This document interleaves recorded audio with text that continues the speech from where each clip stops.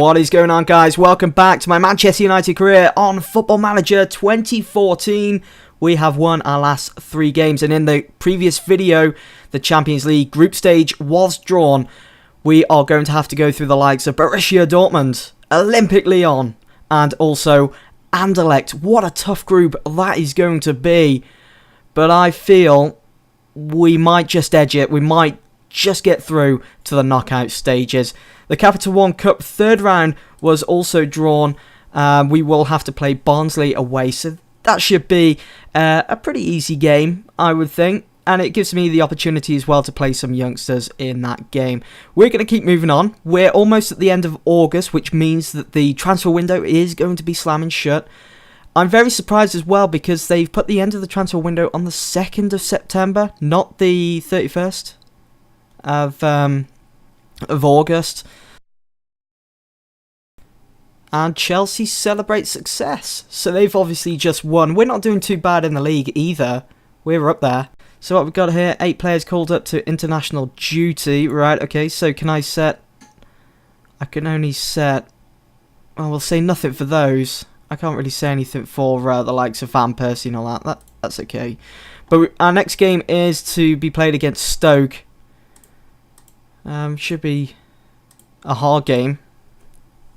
They always put up a challenge, Stoke.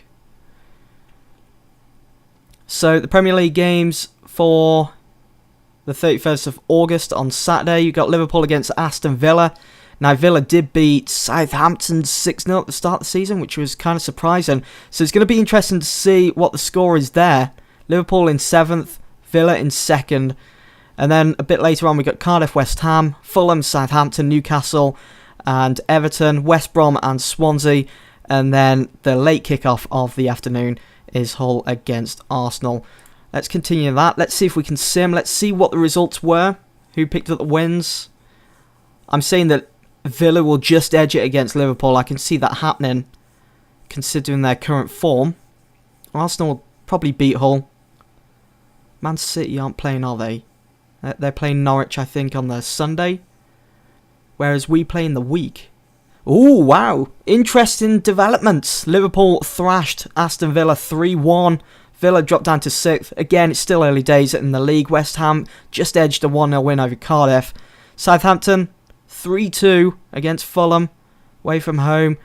And this looked like it was a pretty decent game. West Brom against Swansea, 4-2 to West Brom, the final score.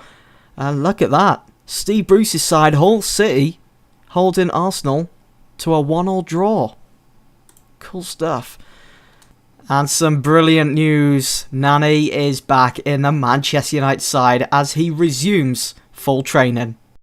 Got some more scouting reports. Also, important dates in September.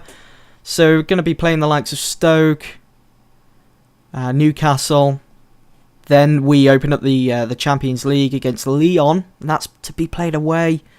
Then we got Hull, Barnsley, and we finish up the month with a game at home against West Bromwich Albion.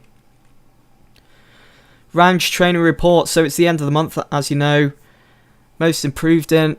So impressive performances. Tom Cleverley, he's improved in tactics. Chris Smalling attacking.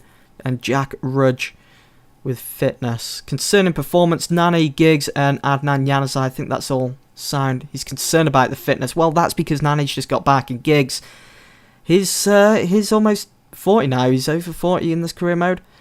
And Adnan Januzaj, okay, we can focus on that, I'm sure.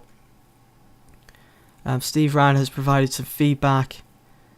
Let's have a look at this. Agbon Lahore claims August Player of the Month. Aston Villa been flying high at the start of the season. And it looks like it's split for Christian Benteke and Robin Van Persie for 2nd and 3rd respectively. Coutinho claims the Young Player of the Month accolade as well. Coming in 2nd and 3rd, we got Lukaku, who's on loan from Chelsea at Everton. And of course, Phil Jones at Man United. Hopefully as the season goes on, he'll be receiving that reward every month. Goal of the month goes to Ricky Lambert of Southampton against Man City. Apparently it was a wonderful chipped finish. And Mourinho beat me to the Manager of the Month award. Damn you, Mourinho. Only just though. Only just. You're so damn lucky. I come in 2nd And Pep Mel comes in third with that Manager of the Month. You're so lucky, Mourinho. Let's keep moving on then. Right, let's take a look at the team training. I think that's okay for now. And whilst I think about it, guys, let me know in the comment section below what you think about this font size. Hopefully it's okay, because I know some of you were saying, oh, the text is too small, make it bigger. So there we go. Let me know in the comment section below what you think. Now, one of you awesome peeps did mention in my previous video, or 2 videos ago, it doesn't really matter, that I should add another tactic just to simply fall back on if my 4-2-3-1 formation doesn't work out. And that's why Ryan Giggs is worried about match preparation. We should be focusing on that as well. So what I'm going to do here, I'm going to customize this. I'm not going to go with the 4-2-2-2.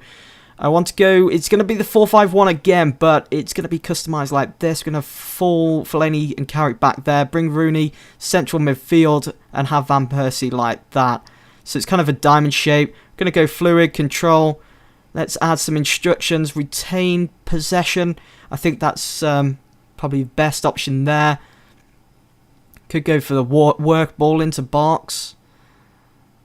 And don't forget, we can always change this around as the season goes on. It doesn't have to always stay like this. Exploit the flanks, definitely. Play wider. Higher tempo. Get stuck in. Hassle opponents.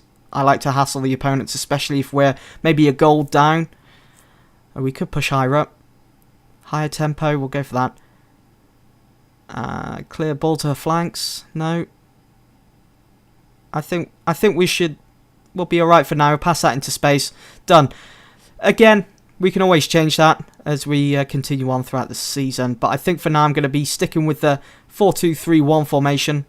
I think that's working out for us so far at the start of this season. And really doesn't always have to be in that central midfield. I can always swap them around. Jonathan Silva's move to Man United has been put on hold after his initial application for work permit was turned down. Oh no. So we've got the option to appeal or don't appeal.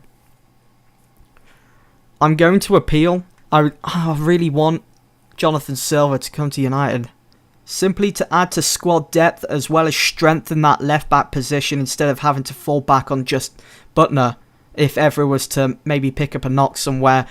Plus he's someone for the future. He is a wonder kid on Football Manager. I think he'll be a good signing if I use him correctly.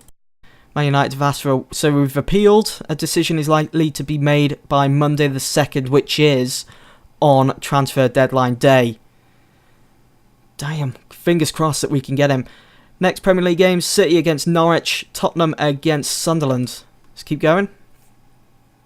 I can see City picking up an easy win there against Norwich.